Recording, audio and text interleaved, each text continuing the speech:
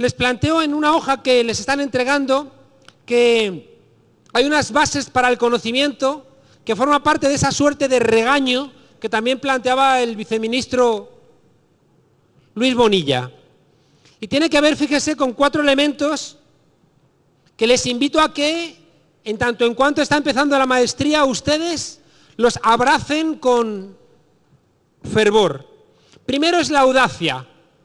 Esta maestría está asignada por la idea del pensamiento crítico. El pensamiento crítico es aquel que dice que lo que existe no agota las posibilidades de la existencia. El pensamiento crítico es aquel que no se contenta con lo que hay, sino que sospecha que puede haber algo y que encima mejore lo que existe. Para enfrentarse a lo que existe hay que tener audacia. Es prácticamente imposible que nadie pueda encontrar nuevos caminos si no se atreve a romper con los caminos que están ya marcados.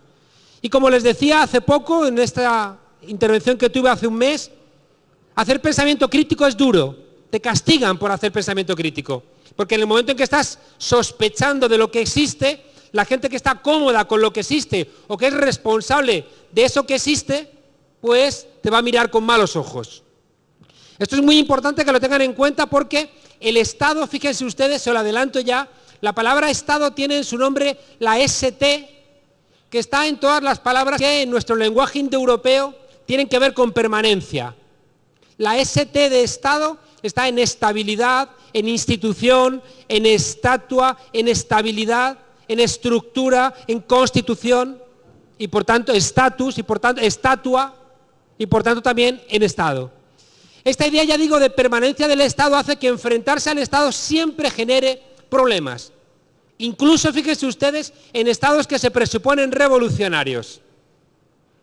Desde el tiempo que queramos irnos hacia atrás.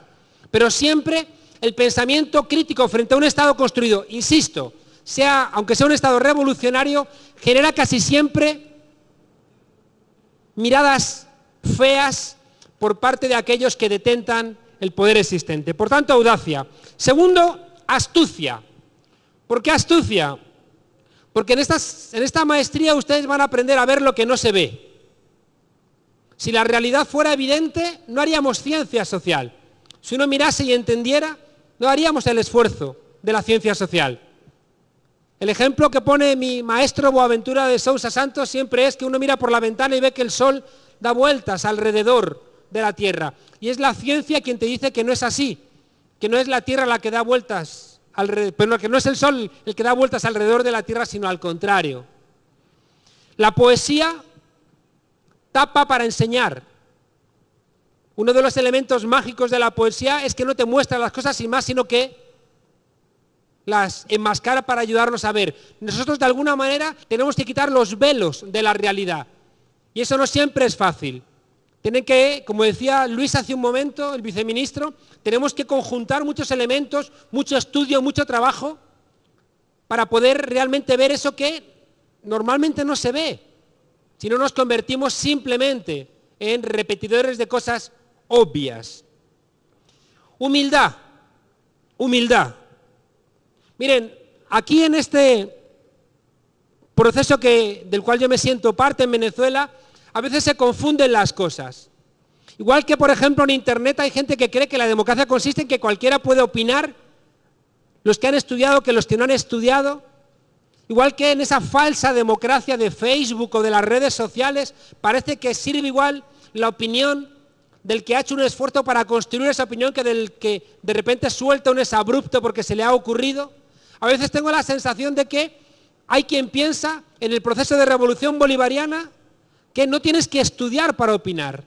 Y yo les diría, es verdad que todas las opiniones son respetables, pero no todas las opiniones son iguales. No es cierto, no es cierto. ¿O quieren ustedes que a sus hijos les opere alguien que no ha estudiado cirugía? Ya basta un poco de esa mentira de que como estamos en revolución no hay que estudiar. Como estamos en revolución no hay que hacer un esfuerzo. Es mentira. No se acuesta uno y se levanta por la mañana sabiendo idiomas que te abren más puertas a más conocimiento. No es verdad que de repente uno ponga un libro debajo de la almohada y por la mañana, por un proceso de ósmosis, el libro pase a tu cerebro. Ojalá. No hay pastillas que te tomas las pastillitas y te has leído El Capital de Marx. Por tanto, insisto, humildad, humildad. Si de repente creemos que ya sabemos, si de repente pensamos que, como tengo derecho a hablar, digo lo que me pasa por la cabeza en ese momento, mal vamos. La gente más sabia que conozco es la gente más humilde. Podemos hacer chistes, podemos burlarnos de ese yo solo sé que no sé nada de Sócrates. Pero es verdad que, al menos es mi experiencia, si uno no asume que no sabe, es muy difícil que pueda avanzar. Es la anécdota que conocen ustedes del tipo que va al monje a enseñarle, porque quiere saberlo ya, le han dicho que es el más sabio, y le dice, quiero ya que me lo cuente, y dice, vamos a tomar un té, y le pone la taza y empieza a echarle el té, y se llena la taza y empieza a desbordar, y oiga, que ya. Le dice, bueno, pues esto es lo mismo con usted. Si usted cree que está tan lleno, no le va a caber nada. Así que o asume que su cabeza, su copa, está vacía o no avanzamos. Y por último, el cuarto elemento que he puesto ahí es compasión. El elemento de la compasión solamente se lo voy a apuntar. Y tiene que ver también con la naturaleza humana y cómo comprendemos a los otros. Es un aspecto muy particular que les he puesto yo ahí, mío, que no pretendo tampoco que tenga validez general, pero que a mí me sirve mucho. La idea de la compasión es asumir que el ser humano da de sí lo que da de sí. Que a veces somos capaces de lo mejor y a veces somos capaces de lo peor. Parte de la experiencia que tengo de que el ser humano en nuestras sociedades con Estado, con capitalismo, tenemos muchos virus inoculados en nuestra cabeza. Y que si no existen férreos controles sociales, no tengo claro que salga lo mejor de nosotros. Esto no me lleva a un pesimismo antropológico, de pensar que el ser humano es malo por naturaleza. No me atrevería a decir tanto. Pero lo que sí que soy consciente es de que en nuestras sociedades, a día de hoy, actualmente, el ser humano se ve abocado muchas veces a ser superviviente. Esa idea, lo comentamos hace mes y medio, esa idea de que los pobres por pobres son maravillosos, le puede servir a las monjas o a la gente que busca en el martirio o en la entrega a los necesitados algún tipo de salvación. Pero en términos políticos, pretender que los pobres merecen nuestra atención porque son maravillosos, a mí no me interesa. Los pobres merecen atención porque son pobres y es injusto que sean pobres. Y no hace falta que se comporten como héroes, porque a menudo los pobres lo que hacen es sobrevivir. Aquí, en esta misma sala, Luis Bonilla me enseñó una cosa. Hicimos un curso de formación a líderes universitarios.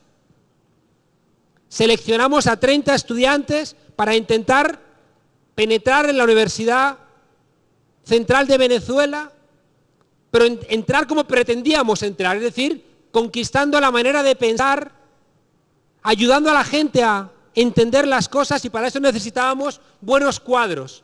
Seleccionamos a 30, seleccionamos un grupo de lecturas, los invitamos aquí al Centro Internacional Miranda, según van entrando les decimos cada uno agarre un conjunto, un kit, y al final faltaban 6 o 7 kits, porque había gente que había cogido 2 o 3.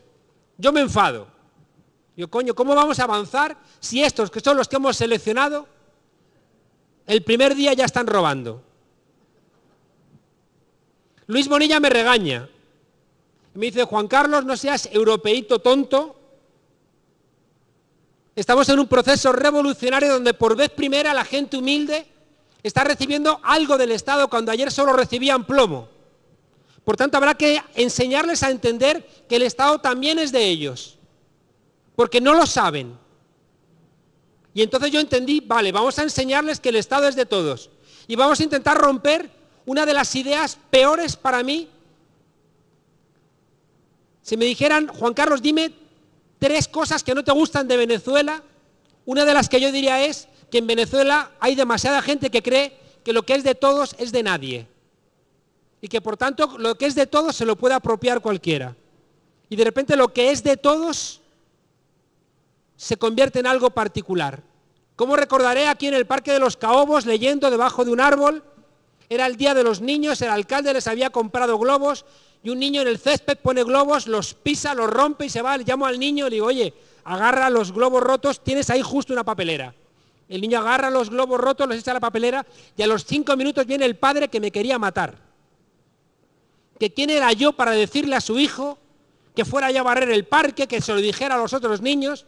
En vez del padre estar agradecido de asumir que la educación de los niños es responsabilidad de todos, ese padre entendió que lo que correspondía era regañarme porque le había dicho a su hijo algo. Bien, les decía que entender, ya digo, y por eso la idea de compasión, entender que el ser humano da de sí lo que da de sí. Y que mi experiencia es que cuando construimos las bases sociales, hay muchas más probabilidades de que salga lo mejor de nosotros, que salga nuestra humanidad. Mi amigo Jorge Richman dice una frase, dice que el hombre nuevo del Che Guevara es el hombre viejo en nuevas circunstancias.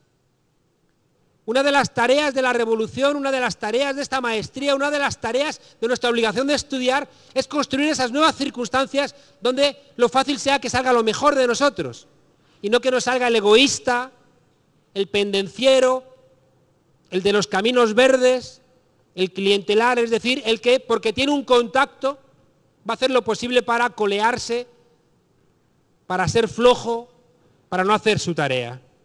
Bueno, audacia, astucia, humildad y compasión como elementos, ya digo, para iniciar esta maestría.